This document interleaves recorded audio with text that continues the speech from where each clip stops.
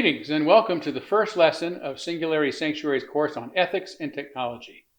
Ethics is character development and must be learned. To begin, there are several challenges when it comes to studying ethics. Determining the differences between right and wrong is a perennial problem that can never be wholly answered. Most people consider themselves ethical, but have never studied or been taught ethics.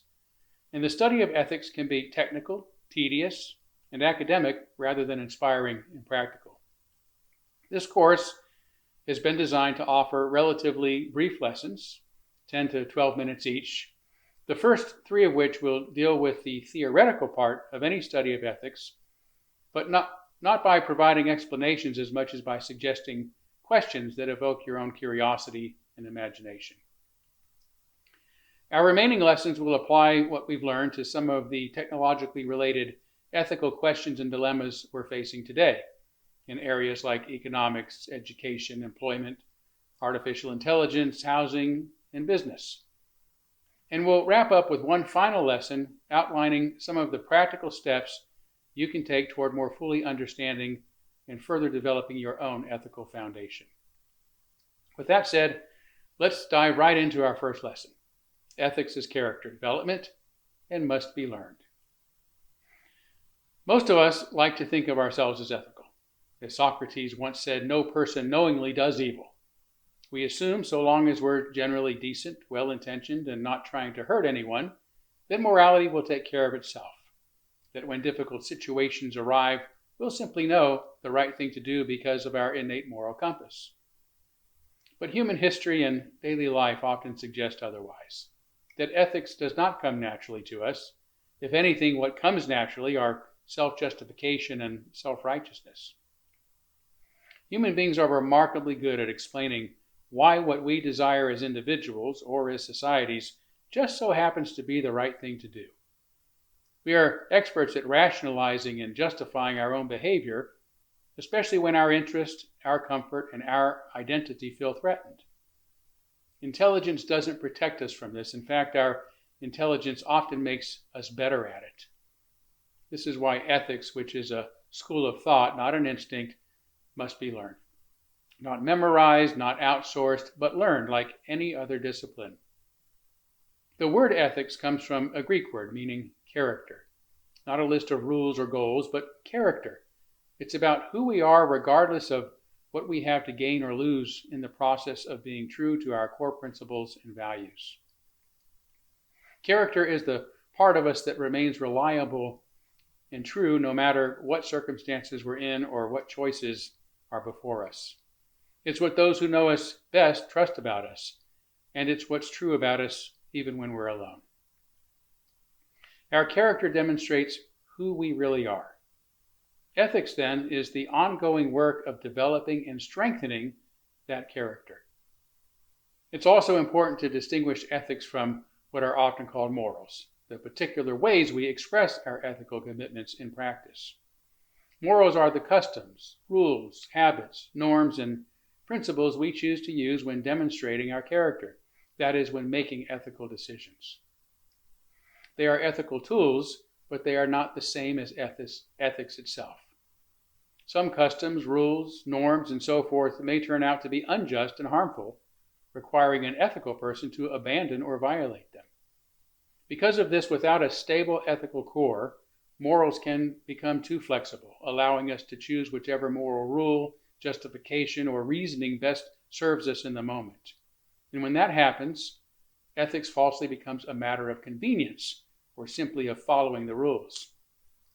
This distinction is why ethics becomes especially important in an age when many of our most powerful tools and technologies are accessible to most everyone.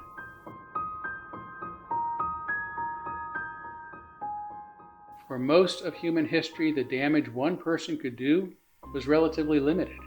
A bad decision affected a village, a family, a small group of people, which was tragic enough, but today a single line of code, a design decision, or a business model can affect millions, even billions of lives.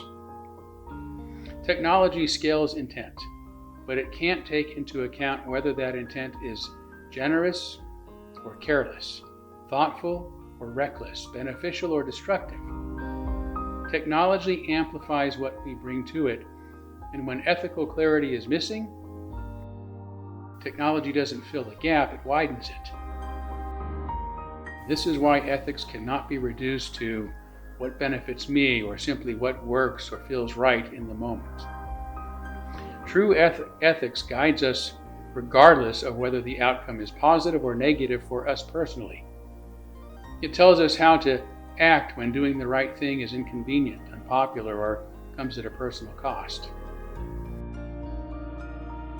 Genuine ethics doesn't ask, what's the upside, what's the return, or what's in it for me? These aren't necessarily bad questions because you should love and care about yourself, but by themselves they are ethically incomplete. For ethics requires us to ask broader questions like, how will this action or decision serve humanity? How might it harm others? What kind of person or society does it turn us into? What kind of person does it make me? Do we have the right priorities? Without ethical formation, we tend to drift. We default to habits, incentives, pressures, and short-term rewards, without ever seriously considering such questions. And when technology enters the picture, these pressures intensify exponentially. Speed increases, feedback loops tighten, consequences arrive faster and sometimes aren't seen until it's too late. This is why ethics cannot be an afterthought or based on a whim. Ethics must be our first priority. It ought to shape how we design, deploy, and decide, not merely how we clean up afterward. And that's especially true in an age of artificial intelligence, automation, and exponential change. We're not just building tools anymore, we're shaping systems that influence human behavior, perception, opportunity, identity, and what our future will become. If ethics doesn't guide us here, something else will. Profit, fear, competition, tribalism, selfishness, convenience. Ethics is what ensures we will remain human and use our tools in humane ways as extensions of our humanity, no matter how powerful they make us.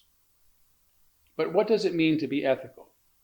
We may think we know, but the discipline of ethics was born of philosophy, and as such is a persistent problem that can never be resolved with certainty, which is even greater reason to always move forward with intention and care.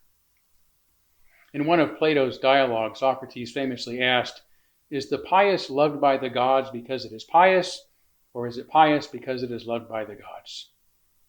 Today we might ask this another way. Is something good always right, no matter the outcome? Or does it become good because of the outcome? As I often put it, this is the entire problem of ethics, which can be boiled down to one question. Is something ethical because it is the right thing to do, or because it is the best thing to do? Is right absolute, that is, or is it relative? Is it fundamental, or is it situational? In the lessons that follow, we'll explore how human beings have historically tried to resolve the problem of ethics by responding to challenging questions like these, and we'll consider the different ethical frameworks that have resulted, not as abstract theories, but as living ways of thinking that still shape our decisions today. And ultimately, we'll focus on one particular ethical tradition, one rooted in human dignity, human flourishing, and human worth that already underlies much of our technological progress. And that's a good thing, because if technology is going to help us build a better future, ethics must help us decide what better actually means.